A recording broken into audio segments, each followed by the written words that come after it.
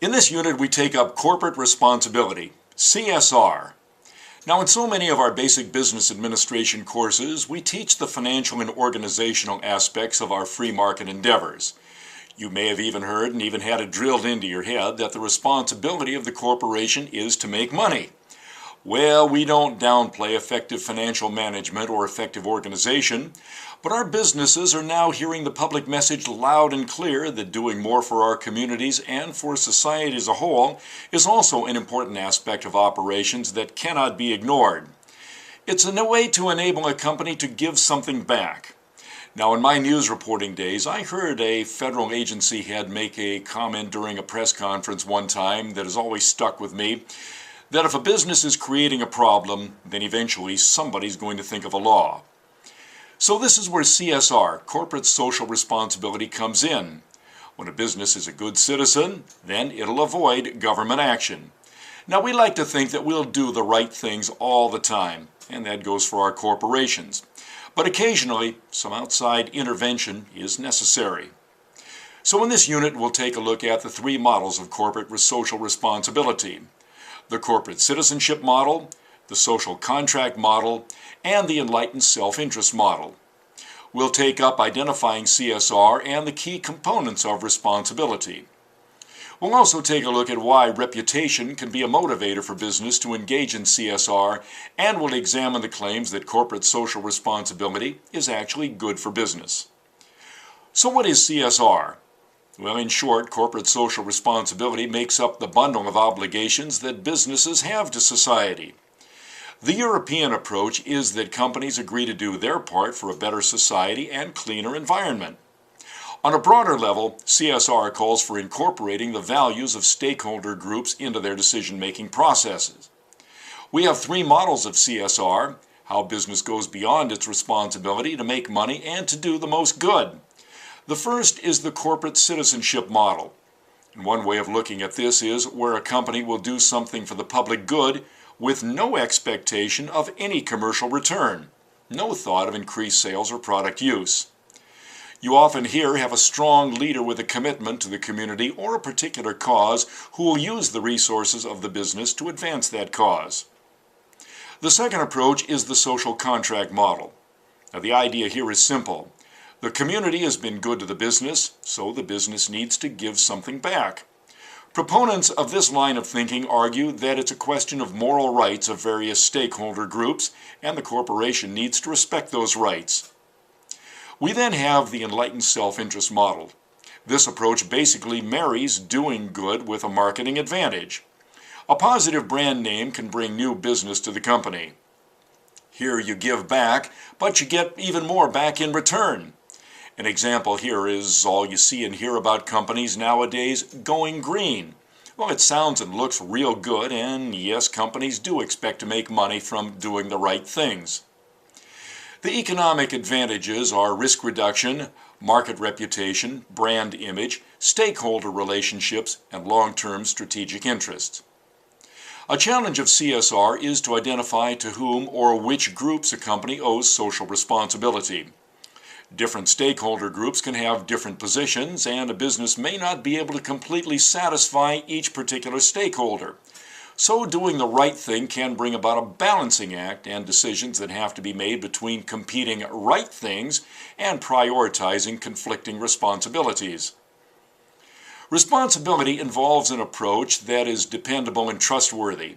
It can also attribute a cause to an undertaking or event.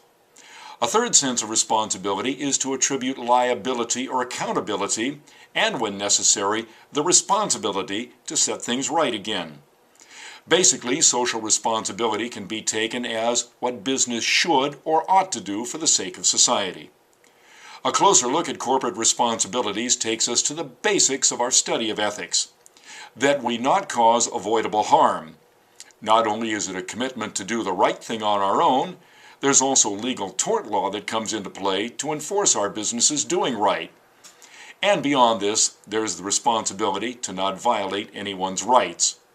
And on a higher level, there are those cases where a business is not doing harm, but could take actions to actually prevent harms from happening.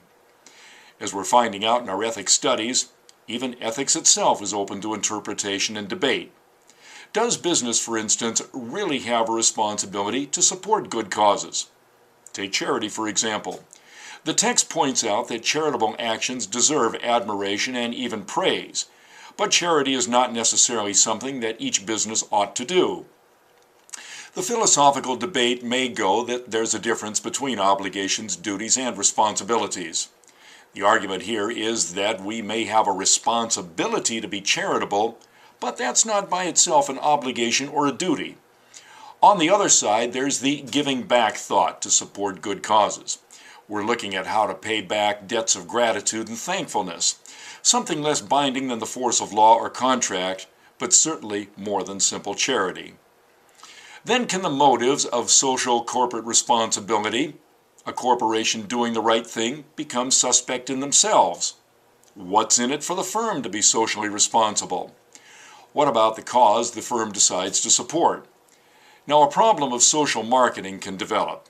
A firm can look like it's being a good corporate citizen, but the actual facts may not show a true commitment. Is it ethical for a firm, for instance, to take up a good cause with the intent of expecting to make money from doing it? Does motivation matter? Caring for the image of the firm is called reputation management, and there's no question that reputation management works. Creating a good image builds customer trust, and that trust can even be a long-term benefit to offset any bad coverage that may result from future situations. On the other hand, if a firm already has a negative image, well, that image will overshadow any future good the corporation might do.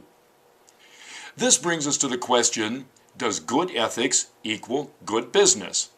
The text cites Berkeley professor David Vogel, who calls CSR a form of niche marketing. Now, it's important to a few people and does cater them as customers. Then the text cites a recent study titled Developing Values, the Business Case for Sustainability in Emerging Markets. Now, this was produced by the group Sustainability, the Ethos Institute, and the International Finance Corporation. Basically, this report concludes that CSR does pay. Especially in emerging markets, it can be helpful for a firm to address environmental and social concerns, which can then turn into the firm for cost reductions, increased productivity, revenue growth, and even market access. Another study by Professor Stephen Erfel and Michael Frantantuono concludes that firms with the best records for social responsibility also tend to be the ones with greater financial performance. Other research shows that the best corporate citizens do perform financially better than other companies on the S&P 500 index. And there's a study from the United Kingdom which shows that firms with codes of conduct outperform those without them. Now, it can be argued whether these measurements are by themselves responsible for increased performance.